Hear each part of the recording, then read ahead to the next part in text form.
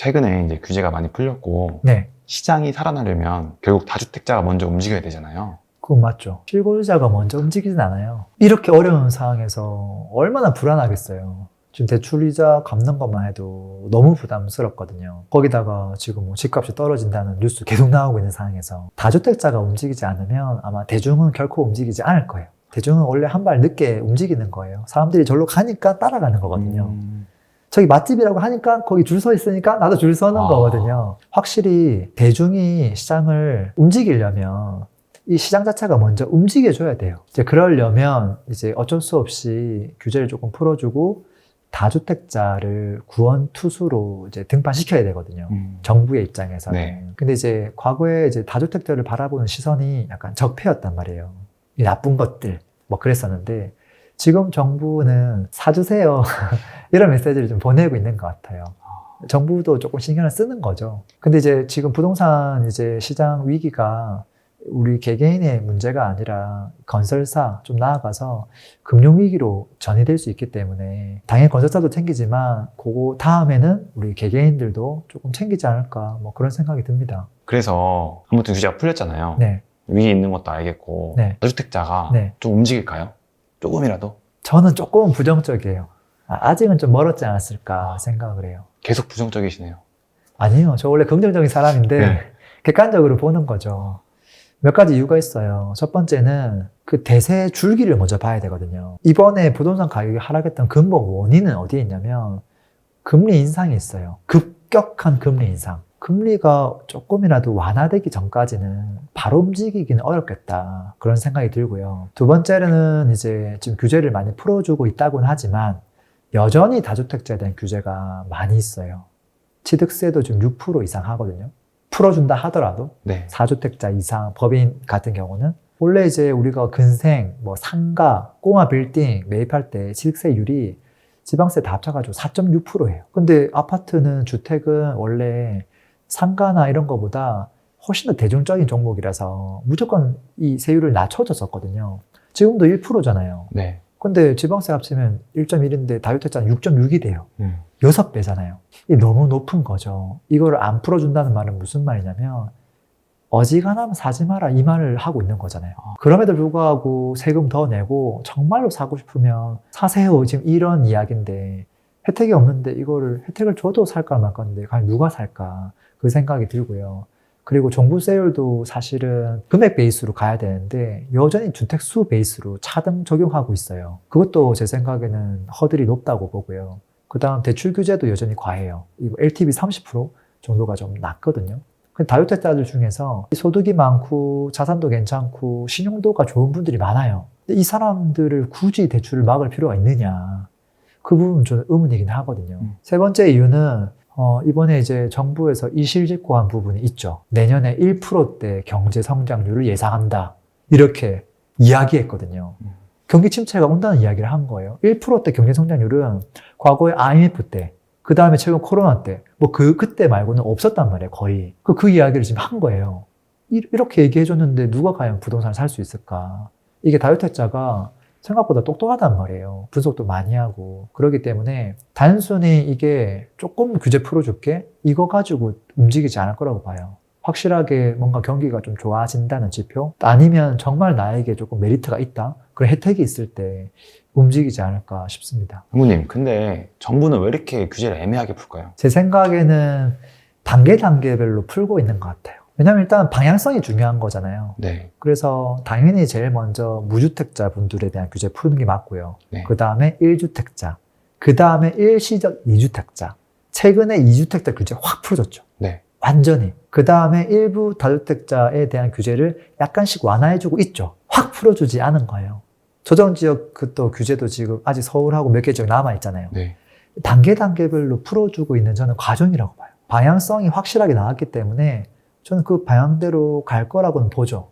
근데 이제 카드를 꺼냈는데 찔끔 풀었는데 시장이 좋아지거나 반응한다면 더 풀 필요가 없잖아요. 근데 반응을 안 하면 어쩔 수 없네. 그 다음 카드, 그 다음 카드, 그 다음 카드 이렇게 좀 갈 생각인 거죠. 그래서 지금 규제 딱 풀고 스탑할 거다라고 생각하지 않아요. 딱 봤는데 반응이 없어? 그러면 더 풀어주고 더 풀어주고. 왜냐하면 그렇게 해야지만 명분이 생기잖아요. 전 그런 과정이라고 봐요. 네, 그게 되게 빠르게 움직이고 있다 이렇게 보고 있죠. 모든 일에는 순서가 있다. 네, 행군님, 그럼 네, 만약에 그래도 움직일 수도 있는 거잖아요. 있죠.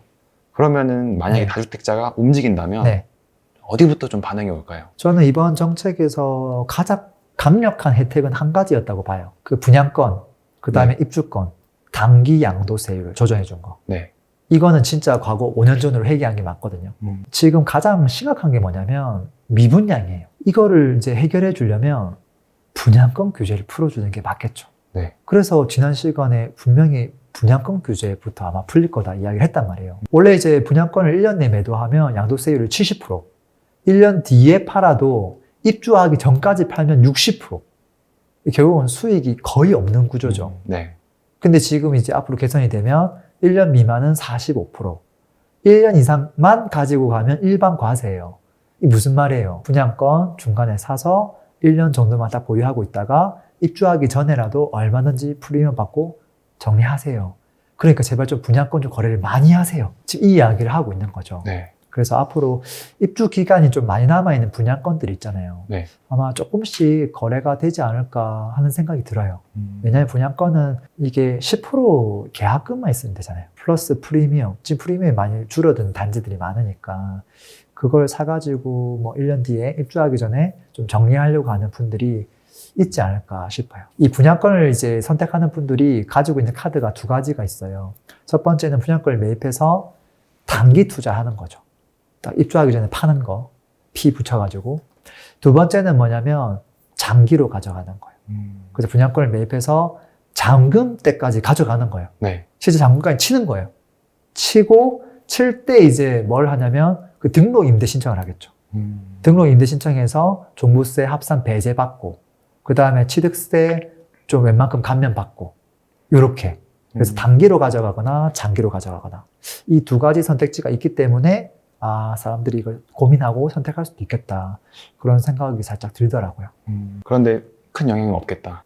미세하게 움직이겠다. 뭐 그 정도입니다. 분양권은. 네. 행군님, 그럼 다주택자가 지금 제일 고민되는 건 뭘까요? 일단 금리가 여전히 높다는 거죠. 금리가 높으니까 반대로 요즘 뭐 채권 투자하는 사람들도 있고요. 네. 아니면 손쉽게 그냥 예금 드는 사람들도 있어요. 예금만 넣어도 5% 나오는데 왜 그 리스크 있는 곳에다가 이걸 투자할까라는 분들이 많은 거죠. 금리가 고점 찍고 살짝 내려오기 전까지는 사람들은 계속 고민하고 확인하려고 할 것 같아요. 지금 매매 가격이랑 전세 가격이 아직 완전히 진정되지가 않았거든요. 계속 급매물도 나오고 있고 매물들이 많이 쌓여 있단 말이에요. 네. 지금 되게 심리적으로 공포심이 있는 상태예요.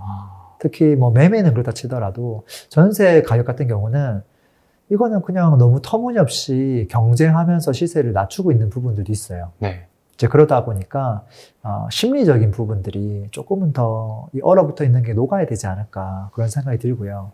그리고 실질적으로 부동산 규제가 여전히 좀 크다고 봐요. 취득세랑 종부세 이 두 가지에서 조금 더 허들 규제 완화가 좀 일어나야 되지 않을까 그런 생각도 듭니다. 근데 또 네. 다른 전문가들은 이번 규제 풀려가지고 네. 다주택자들이 네. 금매를 살 거다. 그래서 아. 금매가 싹 사라질 거다. 네. 이런 이야기도 있는데 어떻게 생각하세요? 지금 이제 앞으로가 과연 뭐가 변했을까라고 보면 편한 게 취득세가 뭐 12% 하는 게 6% 바뀐 거? 그거 하나밖에 없거든요. 근데 과연 그것 때문에 그 하나가 그렇게 크게 작용을 할까? 저는 되게 복합적으로 작용을 한다고 봐요. 전세가 하락, 금리 인상, 그 다음에 여전히 높은 규제.